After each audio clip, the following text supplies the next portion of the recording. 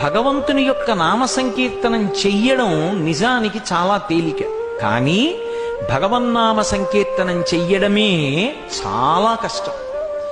నేను ఈ మధ్య నాతో ఒక ఆయన అన్నాడు, మీరిప్పటికీ 400 గంటలు ప్రసంగాలు చేశారు అన్నాడు.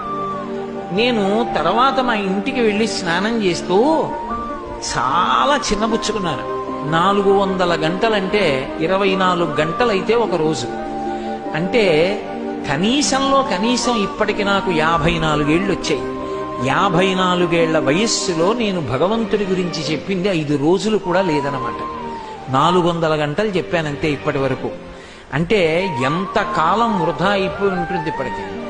ఎంత నేను అక్కర్లేనివి మాట్లాడుంటానో, ఎంత పనికొచ్చేవి మాత్రమే మాట్లాడుంటాను.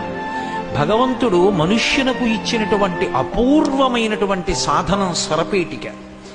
ఈ స్వరపేటిక ఉంది కాబట్టే మనుష్యుడు ఒక్కడే భగవన్నామం పలుకుతాడు. 84 లక్షల జీవరాశుల్లో 83,99,999 జీవులు పలకవు, మాట రాదు. మాట లేదు కాబట్టి అవి తిరిగి భగవన్నామాన్ని పలకవు.